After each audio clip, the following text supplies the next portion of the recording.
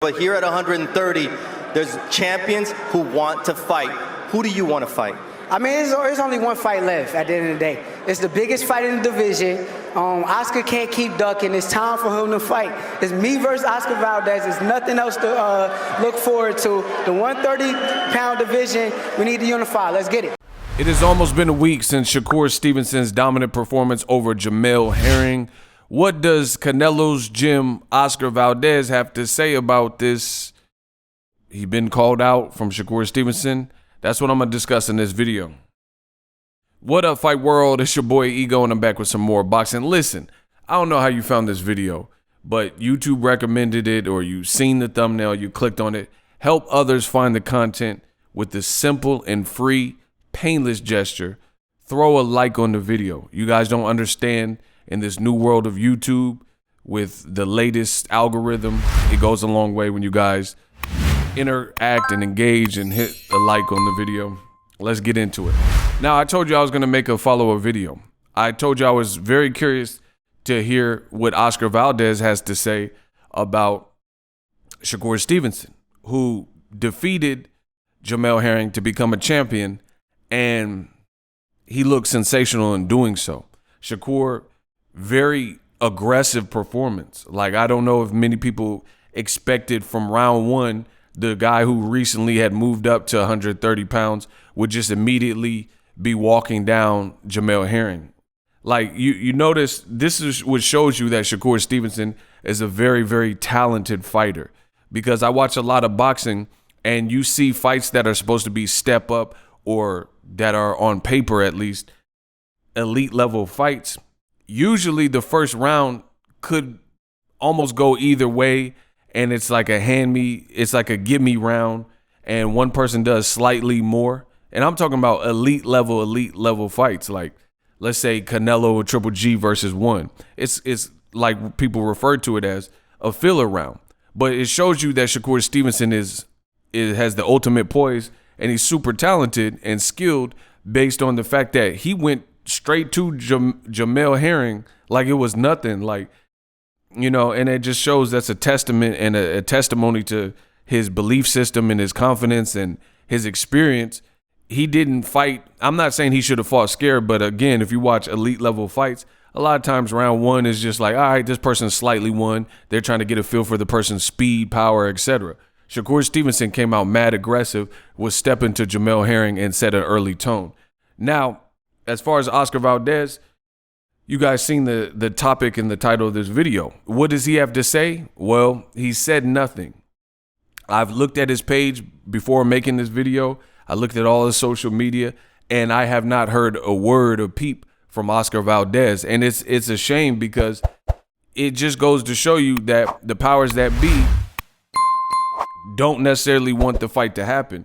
Now, Shakur has been clamoring for it. Shakur has told you several times over in multiple divisions at this point, he wants Oscar Valdez. He said there's no reason for us to not fight. He even said if it doesn't happen, then I'm going to start believing that Top Rank is trying to protect him. He said something to this effect. And I also believe that. And I believe that even before he said that, because there's no reason for two in prime guys that are both Olympians, both with the same promoter, to not fight when one of them is vehemently calling out the other person, and skillfully and strategically. And when you mesh and put these two styles together, you can expect almost certain fan-friendly fight. You know what I'm saying? There could be moments where Shakur is tested because Oscar Valdez has power. He showed heart in the past, etc. He's never been knocked out. So I think it's an ultimate fight. And then as far as the case for Shakur Stevenson, his skills are another level to Oscar Valdez. So Valdez would have a lot of problems just based on the ring IQ, that jab. I mean, I think Oscar Valdez, and see, this is the thing that bothers me too, is outside of myself, there's not many people who will stand for a cause and stand 10 toes down and really speak on the issues that are pertinent. So if that's the mission, that God wants me to use my platform and just be the only man like Will Smith and I Am Legend, then guess what? I guess I am legend. So I'll speak on these situations, but what I'm noticing is there's a lot of fracas and quarrels, and people in boxing, old media, they try to start a lot of small fires to distract you from what you really should be focused on, right? Demetrius Andrade, same situation with DAZN. He's been on the DAZN imprint, the network DAZN, amongst talented fighters or great names that he could have fought from 160 to 168. Yet and still, he's getting none of them.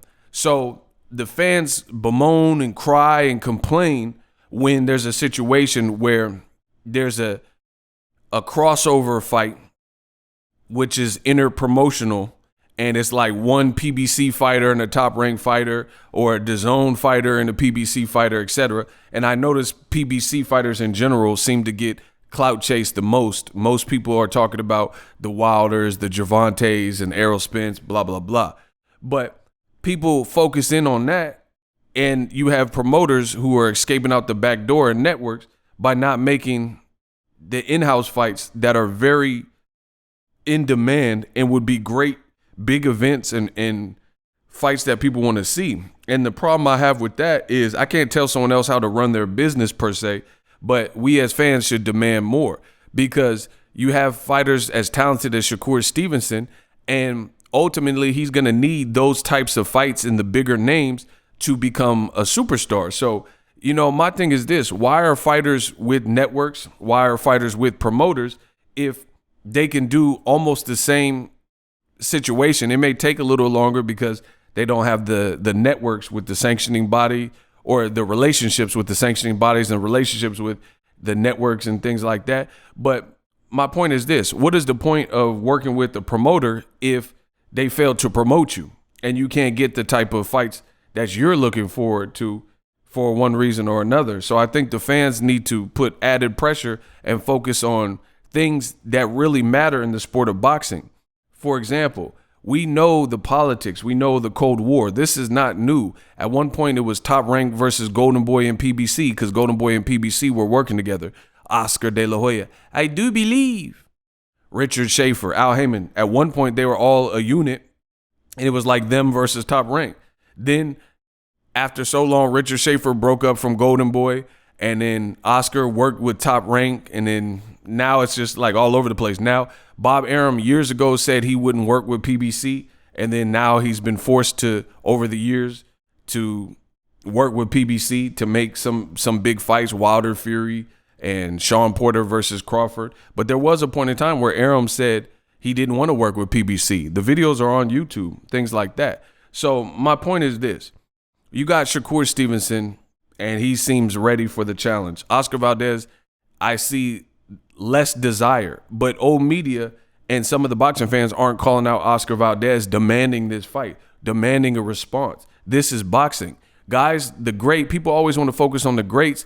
What made Muhammad Ali the greatest is because he was fearless. He was iconic. He would pull up to his opponent's gym and taunt them, stuff like that. And I'm not saying fighters of today need to go that far and pull up to someone's gym and you know, create an issue or altercation, but the fans have become soft as well and accepting of just whatever is given to them. And that's not me. And I'm never gonna submit in that way. This is an easy fight to make if the fighters want to make it. And I know Shakur Stevenson, you have never heard Jay Prince or Shakur's uncle or whoever, his trainer, Coach K, you have never heard anyone from Shakur Stevenson's team reject an Oscar Valdez fight or act like it doesn't exist. Shakur told you out his own mouth. He says he could keep pretending like I don't exist, but I'm here.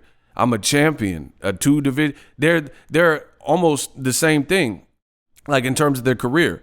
Oscar Valdez, Olympian 2 times. Shakur Stevenson's Olympian with the medal. So although he wasn't a 2-time Olympian, he's a guy that medaled. You know, Oscar Valdez at featherweight in 130 became a champion, so he's a 2-division champion. Shakur Stevenson is now a 2-division champion. This needs to be pushed, and that's why I'm going to stay on top of this. I want to see the best versus the best. People say they want to see the best for the best, but they don't really want to see the best versus the best. They only want it when it's convenient. Like, even to a fault. Like, for example, PBC, there's an in-house fight, David Benavidez versus Jermall Charlo. They had a little run-in or back and forth ish talk, and people demanded that fight. And we know why. People demanded that fight. They're not even in the same weight class, but people said if Jermall Charlo don't fight David Benavidez, see, this is what they do to black fighters. This is what the bigots do to black fighters. People said if Jermall Charlo didn't fight a guy who's not even in his weight class because they had back and forth trash talk, and it would be a good fight, but they're not in the same division at the moment. They said Jermall Charlo is ducking.